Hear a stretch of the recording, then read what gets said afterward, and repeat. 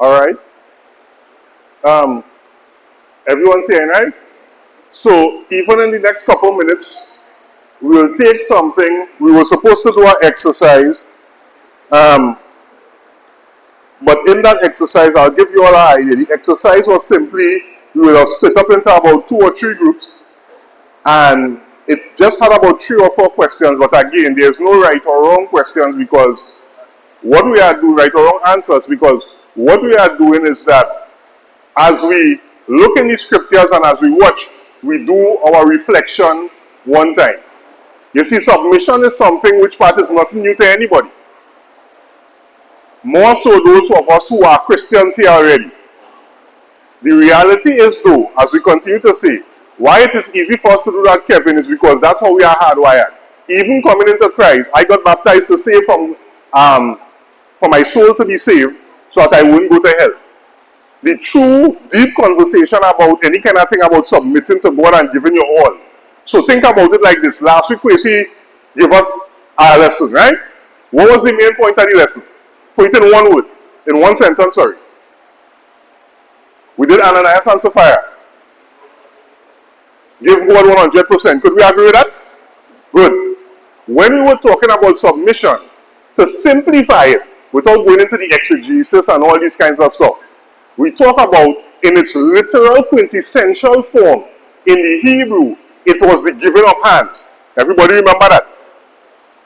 And so, another way which part we can look at it is that, even as we are adults, remember the only time, as an adult, it is not comfortable for you to put your hands like this. This is usually an act of surrender. So you will see that with countries fighting war and so forth. The only other thing which part not comfortable for you as an adult is when you have to put your hand straight here. Because that which part your teachers used to tell you when you were small. Put your hand down. Right? You can't go and do so because it's act of defiance. But as you're an adult, for males in particular, they'll always tell you if you're standing up in front of somebody, you may put your hand like this, or you may put your hand like this, and all these kinds of things. The whole idea of giving hands in the act of surrender is just that. I give myself away. And as Kwesi rightly put it, it would be 100%. Now the reality is, though, when you have God's kingdom in such a way which part the submission is not understood, you would realize in God's church there would be a lot of problems that come up. The problem with the problems is that the problems resemble that of the world. The problem with the problems is that people who have any problems is acting like everybody else in the world.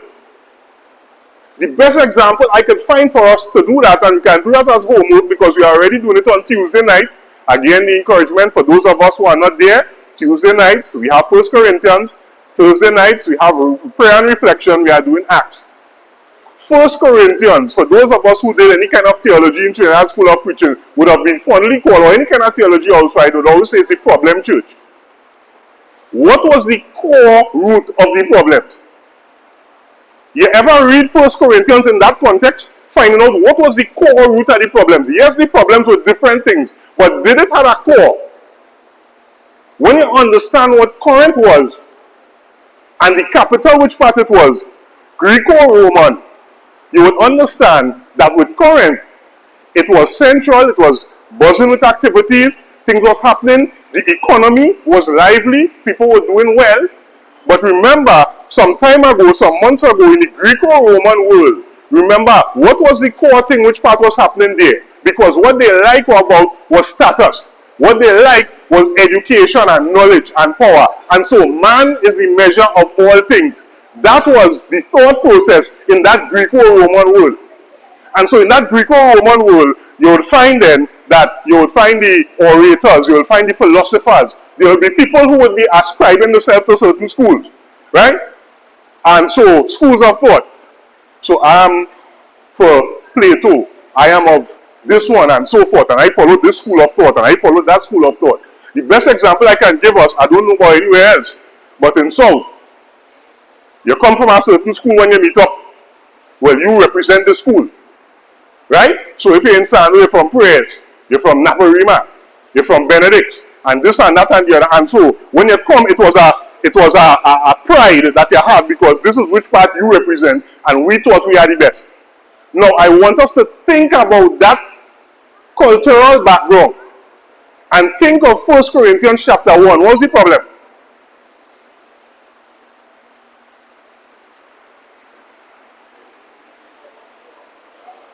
Chrissy, give the mic to somebody. I want 1 Corinthians. Turn to 1 Corinthians for me, please. Everybody looking like they're dead this morning.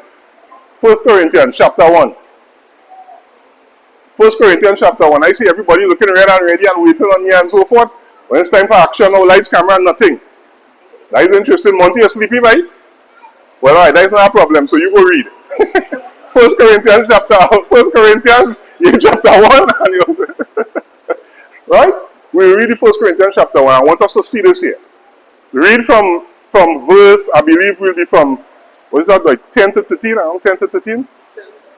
Around 10? Yeah? I mean, yeah. Right. Yeah. I want the focus point on 10, but still give me 10 to 12. Yeah. I don't necessarily need you to go to 13.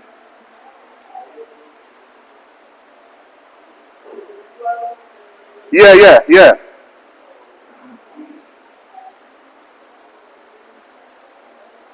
Now I beseech you, brother, Yes, sir. by the name of our Lord Jesus Christ, that you all speak the same thing, and that there be no division among you, but that you perfectly join together in the same mind and in the same judgment. So I have been declared unto me of you, my brethren, by them which are of the house of food, that there are contentions among you. Right. Now this I say, that every one of you said, I am of Paul, and I am of Apollo, and I of Cephas, and I of Christ. Right. Is Christ divided? Was Paul crucified for you? Or will he be baptized in the name of Paul? Right there. That's fine. Yeah, that's fine. Right? I just explained what was going on in the cultural background. What sounds familiar in that?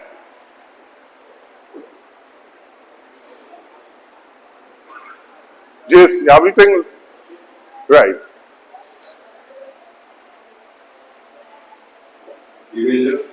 Thank you very much. And so, you have these ecclesia, or the called out, the people of God, and Paul have to address them because the called out who's supposed to be the light of the world, salt of the earth, the new creation, the one who are partnering with God as co-workers, co-rulers, co-creators, what they found happening, right, was that actually Paul have to address the people of God because guess what? Instead of we being the trendsetters, we are actually stark imitators of what society is. So you would have come into Christ and you believe Christ died and you believe you get salvation. But I'm writing this letter to you because the same thing was going on in culture outside is the same thing was going on here. You come with the same attitude, but instead of the Plato and the Socrates, you decide to make it, I am of Paul, I am of Apollos. We're going with that foolishness. And so at core, the mind did not change. The submission to God is the new beginning. But when you come in with the same mind, all you have is a group of people coming in, similar to any kind of groups which part what we have down here, the Rotary Club and all those kind of stuff like that. Because everybody bringing the same attitude, everybody treating each other the same, and so forth. No, that's one. If we go on to chapter 5, what did he have to speak about? The immorality. Because what was the problem with the immorality? Again, look at society. Everybody know about the temple of Diana now. Right? 1,000 prostitutes.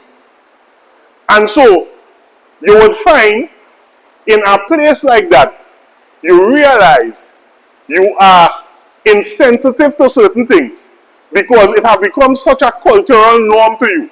You grew up in a place which has 1,000 prostitutes. So here what's going on in the church now. The man sleeping with his father's wife, his stepmother. Okay. I grew up around that. This change, which part were you talking about? Yeah, but it's normal. It's normal. And so you normalize it because society or the culture that you have surrounded yourself with is still in you. There's no new criteria, there's no new beginning.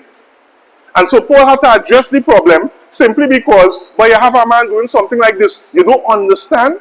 Submission to God means that you belongs to God 100%. This is going on and you're normal? How could you be normal? In the society which part you're living, somebody else who not thinking, if you tell them that, the same reaction society would give towards sin is the same reaction you're finding right here in the church. Does that resemble a church which part based on what we say about submission, that submitted to God? Chapter number 6. Here was the problem we have. Me and Larry fall out. It was good all the time. Me and Larry fall out. But you chop it by, why you chop it by? Alright, no problem. Here what's going on. You, look for me. I have something for you. No problem. Larry coming out of here. You have been served. So here what's going on. I go and take Larry to quarters. I go and get in a bacchanal with Larry. Where did you think they got this idea of dealing with situations or problems like that? Alright, let me help you all out. In reading the gospel accounts, anything that you remember Jesus resembled that two people fall out, like go to court and he cause a big bacchanal? So, why is Paul having to spend his time talking to people who say that they have submitted to God? Because here what happening?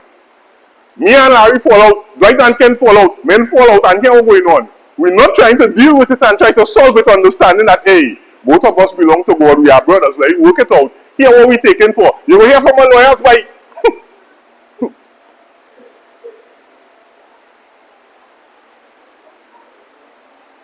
No, I don't have to tell you, your mind don't have to imagine much to imagine, to think about how the tensions in the church will be. Because I serve Larry a lawyer letter, or Larry serve me a lawyer letter. If Larry catch me in the dark, it's a 2x4 again across my back. So he waiting for Sunday morning to make bacchanal. No worship happening here. And I want us to look in the context of what we're talking about submission. They are different problems, but look at the core. If the core is not you giving God 100% away, you are giving your hands away and saying you belong to God. When problems come up, you will be the direct reflection of the society and the culture around you. The church becomes null and void, and so while it might exist for 30, 40, 50 years, no change happens in society, and we are decaying, and so God's glory cannot be reflected. Yeah, Mike? Yeah. Mm-hmm. It tells us that Abraham and Lot were prosperous. Mm-hmm. They had cattle. But then the cattle and they became so much and the grass and the water and the resources couldn't sustain them and there was no pension. And Abraham and Lot started quarreling.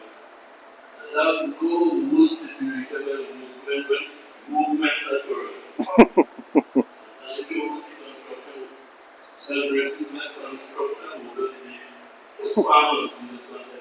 And I got to that they started to quarrel one another. And Abraham called them and said, listen, man, if everything not done, you take to the east, I will take to the west. If you take north, I will take south. Take, and not you finish, I will take the rest. Yes, sir. And God bless them because of that. Sometimes, as we move the Bible question, whenever we think about contention, we must look at that wisdom. You take. Yeah. Not that I will take this. You take what you want, as far as the eyes can see. Correct. And when you finish, I will take it. Thank you. Thank you. And so, look at that stance. Thank you for that point, Brother Nero. Look at that stance. Who does that? According to the word, up to today, that is craziness. The context of that, and we did this already here, Brasso. Abraham did not have to take Lot in the first place. If you want to be frank, not what you have is because of me. So that's why I love understanding context, because of the scripture will then just reveal everything to us. You don't have to have any kind of esoteric understanding. You did not have to have this because I did not have to take you. So by right, in local parlance and thinking what we know, hey, what you have is mine. Don't tell you on that way is mine. What you playing that you acting up for now? Yet Abraham is the one who come and said, hey, here what happened? You pick now, boy. You take whichever one you want. I will just take the next side. Yet Paul is here addressing brethren, which part one fall out, and you want to go, I am taking this to the nth degree of the law. We have to solve this. And so by the time you reach to chapter number 11, it's no wonder when Paul comes to talk about, we love to use it for the Lord's Supper, and rightly so. But really and truly, it's very interesting the problem which part we're looking at. Yeah, what is the problem now? Well, you come for the Lord's Supper and here what happened? One going hungry, but the next one drunk. Because here what happened? Me really care about you, boy. I bring food, I go and eat, I hungry. Are you serious, man? It's almost like Paul wants to tell them, are you serious? And so while the problems might be different, at core, look at the problem at core. Everybody about their own selfish desires. Everybody about themselves. Everybody about their ego. Everybody about me. And so it's no wonder James talking James chapter 4. What did he come and tell us when he started off chapter 4 in verse 1?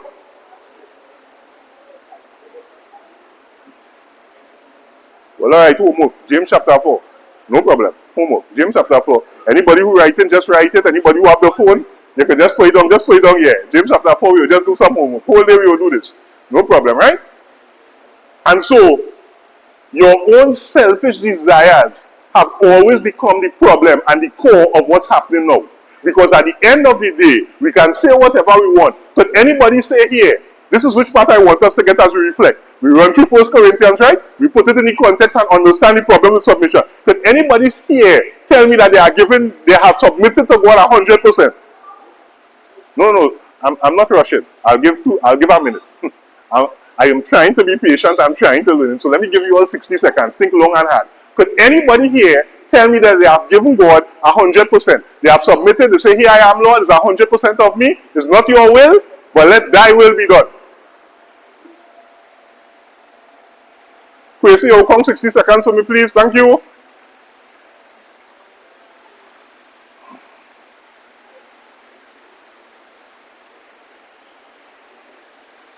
So, you see the second question? While we are answering that, I want us to think about this right now.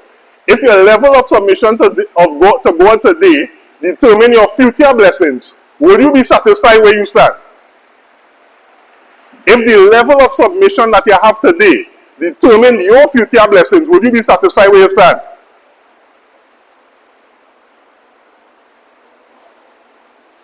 Let me explain it quickly again. In this class, what we'll be doing is two sections.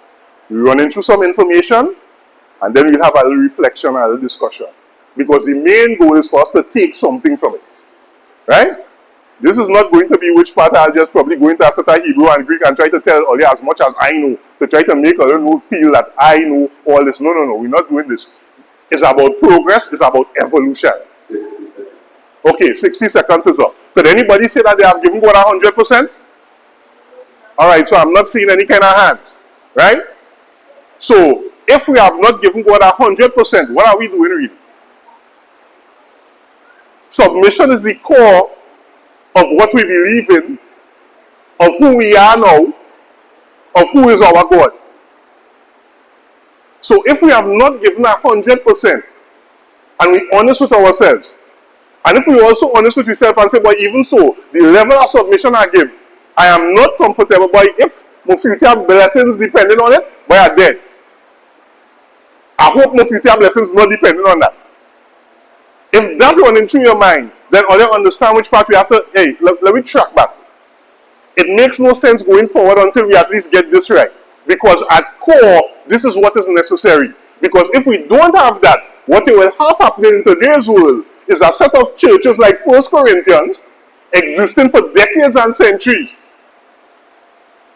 and then nothing changed in society. The world didn't get a better place, and that whole thing which part God and Jesus was talking about, light of the world and salt of the earth, and the inverted kingdom is just a pie in the sky. So, the submission at the end of the day is something which part I have to have, and this is what I want us to do this week. Reflective moments. Are you remember the rules? When we get up every day, it's not just about praying. Spend some time reflecting and talking and conversing with God. Father, I want to give 100%. Show me how to give 100% in my life. Reflect on that and find that. That's a start. Let me help you all. In the same 1 Corinthians chapter 1, Paul introduced an ideology there, coming down to the end. I think it was from verse 25 go forward. Which part he comes to tell us here what happened. The reason which part submission, this is me, putting it together so that I could understand. The reason submission is so important, God by his very nature, what is foolishness to the world is actually what God will use as wisdom.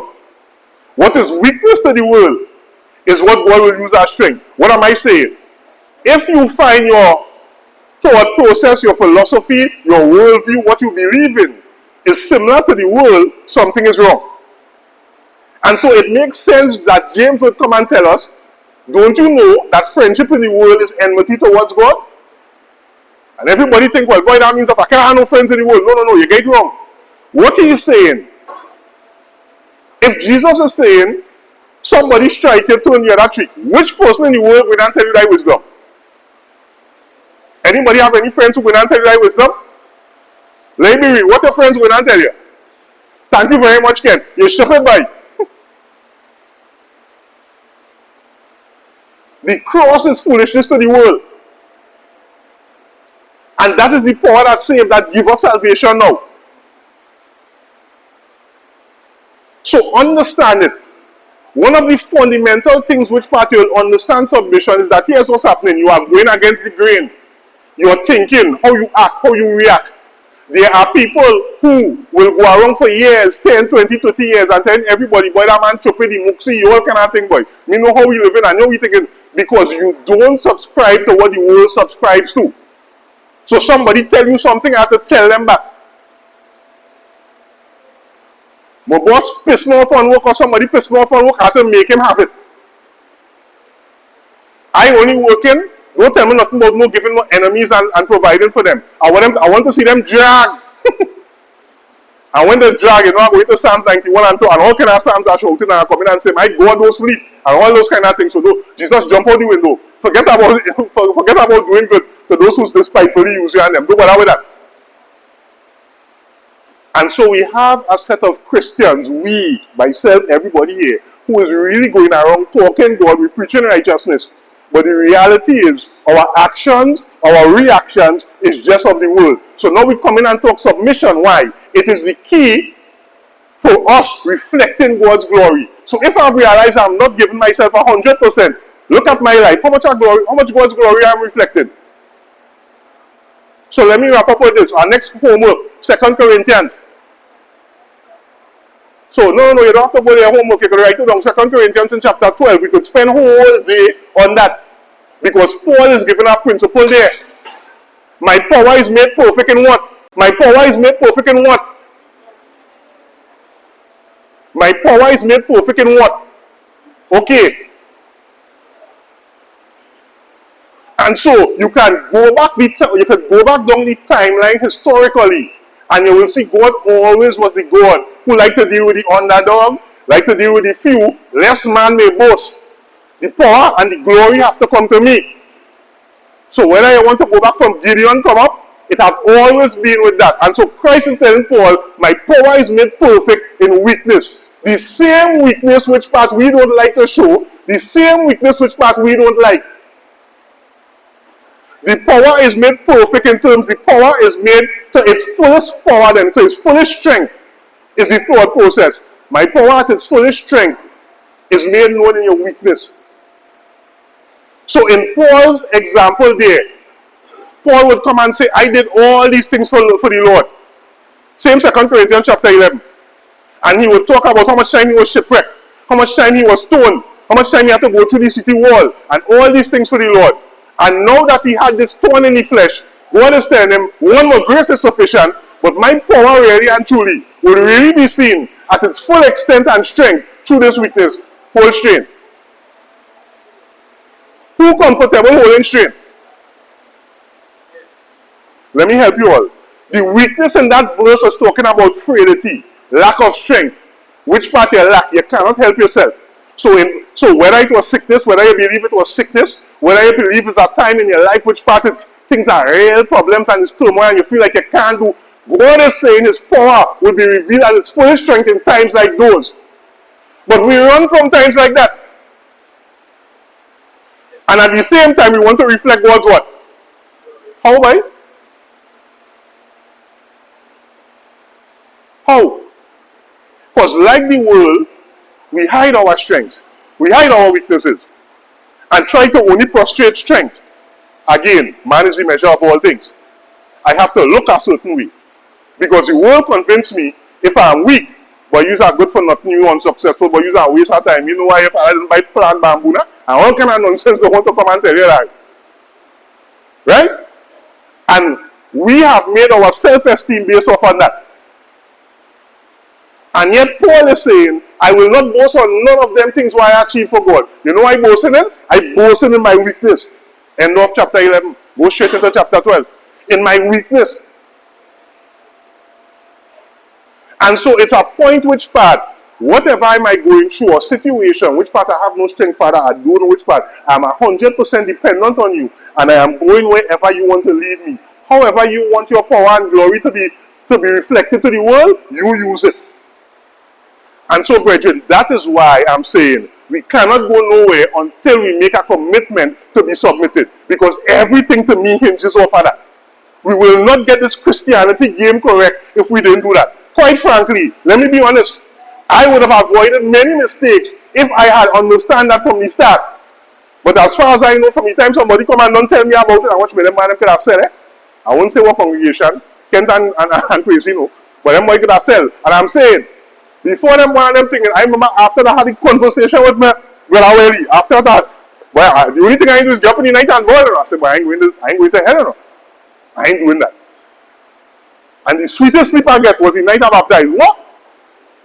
Dribble like a newborn baby because I think, well, is it? I'm good.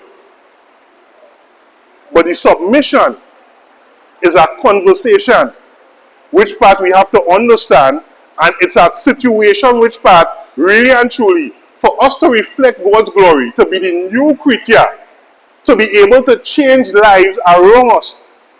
It has to start with 100% submission.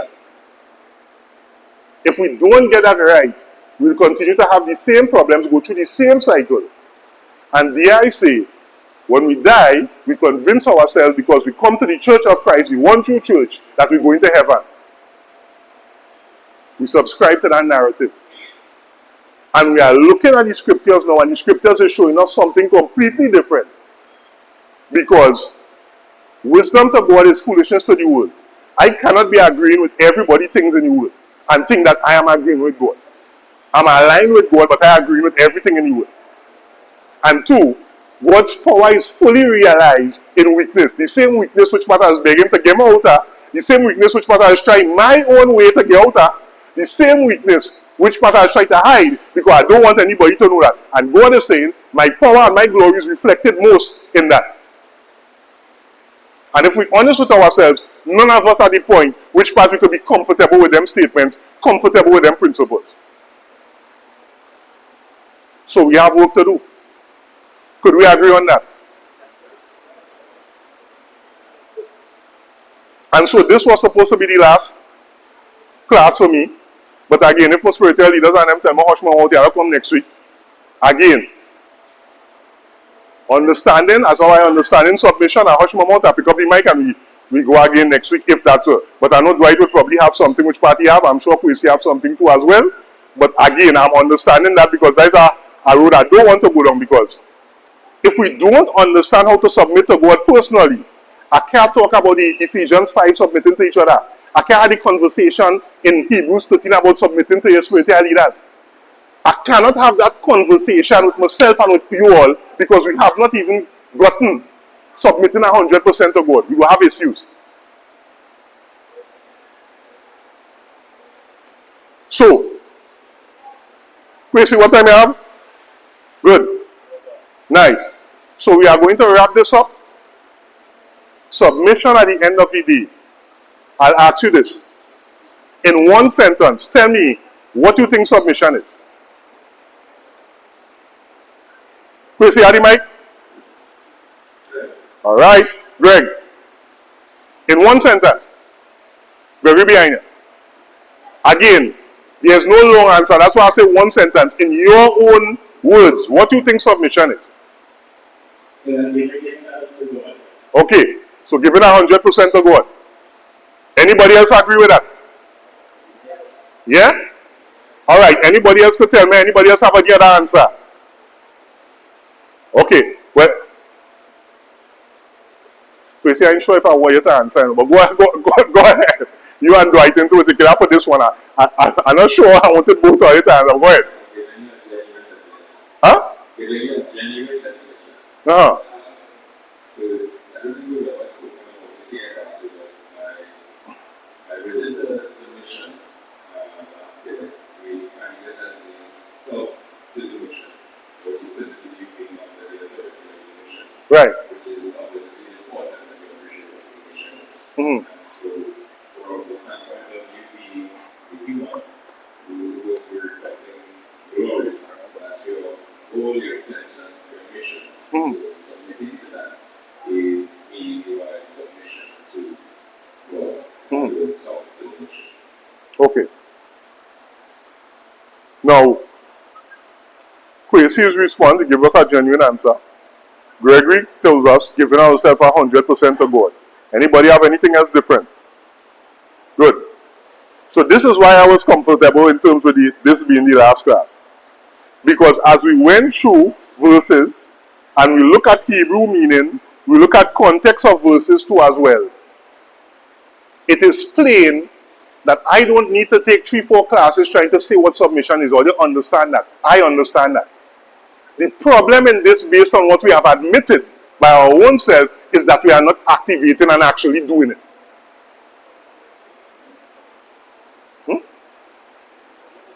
Yeah. So in other words, the problem is me. So let's not into this habit of wasting time. Across 40 a long time ago, so here was happening. I'm coming to terms with my mortality. Yeah, my latest son is sinking fast. It's no longer high noon. So let's not waste time. If we understand it, here was the real question we have to reflect on this week. Why are we not doing it? What is keeping us back from giving 100% to God? Does God need to prove himself to you still?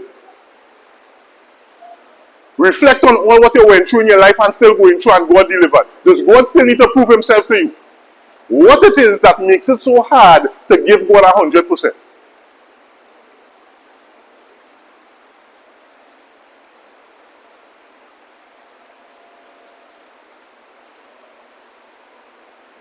That's the question. That's it right there. That's it right there. What is it so hard? What makes it so hard to give God 100%? You know all that you need to know already. You know what submission is. You know how good God is. You know what God has done for you. You know what he's capable. You know about his promises. What it is that makes it so hard for you to give God 100%? And if you don't give 100%, when exactly you think you're going to achieve being a new creature? Being a new creation? Having a new beginning? Let me help you also a little bit. The relationships that we want to heal, we struggle with it and we're going around in a cycle. Simply because if we look at it and we're honest with ourselves, and it's something I have to tell myself, really and truly, it have a point which I know I'm still not a new creator. I'm new new creature. I'm still not starting over. I'm letting old things pass away. The impact and influence I want to have on my neighbors, in my workplace, in society. The things that I want to achieve that could give God glory. I cannot do it because deep down I know within myself I am not 100% committed to God, much less that.